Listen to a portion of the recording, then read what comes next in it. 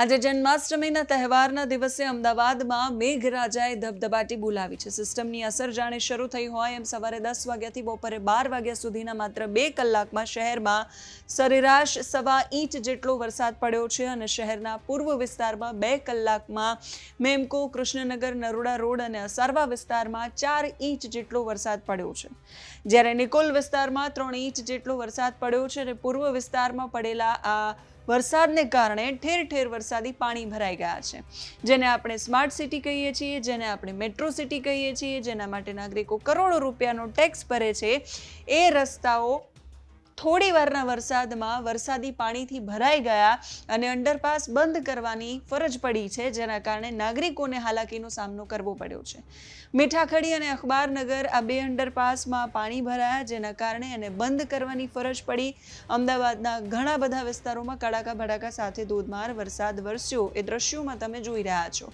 શાહીબાગ, ગોપાલદાસની ચાલીમાં પાણી ભરાયા, ઘૂંટણસમાં પાણી ભરાતા લોકોને હેરાનગતિનો સામનો કરવાનો વારો આવ્યો। ભારે વરસાદ અને પાણીની વચ્ચે પણ રામકથાનું જે રસપાન છે, ગાયન છે, એ ચાલુ રહ્યું।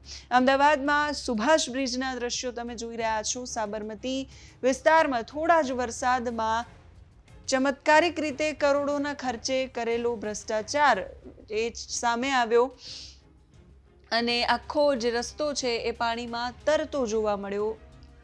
પાણી થોડી વારના વરસાદમાં ભરાઈ ગયા છે।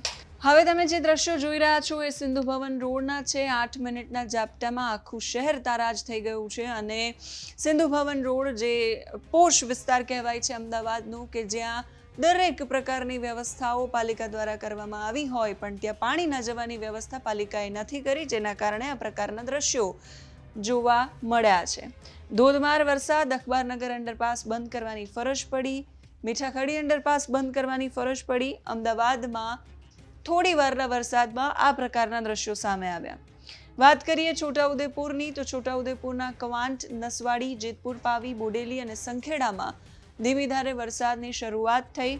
બનાસકાંઠામાં પણ વરસાદની શરૂઆત થઈ। વાત કરીએ ગાંધીનગરની, ગાંધીનગર શહેરી અને ગ્રામ્ય વિસ્તારમાં પણ વરસાદ વરસ્યો છે। વાવોલ, કુડાસણ, સરગાસણ, રાયસણ, પેથાપુર, રાંધેજા, પાલજ સહિતના વિસ્તારોમાં વરસાદ પડ્યો છે।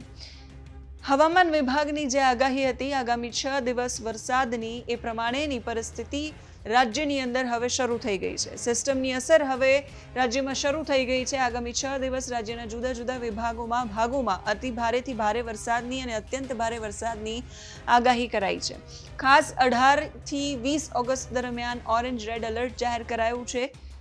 આજે જન્માષ્ટમીના પર્વ પર વરસાદનું જોર આજથી વધવાની સંભાવનાઓ છે। આજે પાટણ સિવાયના તમામ જિલ્લાઓમાં અતિભારે વરસાદની સંભાવનાઓ છે। આ સિવાય 18 ઓગસ્ટના દિવસે ગુજરાતમાં અત્યંત ભારે વરસાદની આગાહી પણ કરાઈ છે। આ સમયગાળા દરમિયાન માછીમારોને દરિયો ન ખેડવા માટે પણ સૂચન કરાયું છે।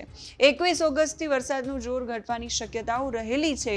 અત્યારે તો વરસાદની પરિસ્થિતિ એ પ્રકારની છે કે સામાન્ય વરસાદમાં પણ મેટ્રો શહેરોમાં પાણી ભરાય છે। બનાસકાંઠા, અમરેલી સહિતના વિસ્તારોમાં વરસાદની શરૂઆત થઈ ગઈ છે। ગાંધીનગર અને છોટાઉદેપુર જેવા વિસ્તારોમાં પણ વરસાદની શરૂઆત થઈ ગઈ છે। તો અમદાવાદમાં થોડી વારના વરસાદે તારાજી સર્જી છે। તમારા ગ્રામ અને વિસ્તાર અને શહેરમાં કેવો માહોલ છે એ કમેન્ટમાં લખીને અમારા સુધી પહોંચાડજો। અત્યારે આ વિડીયોમાં બસ આટલું જ। નમસ્કાર।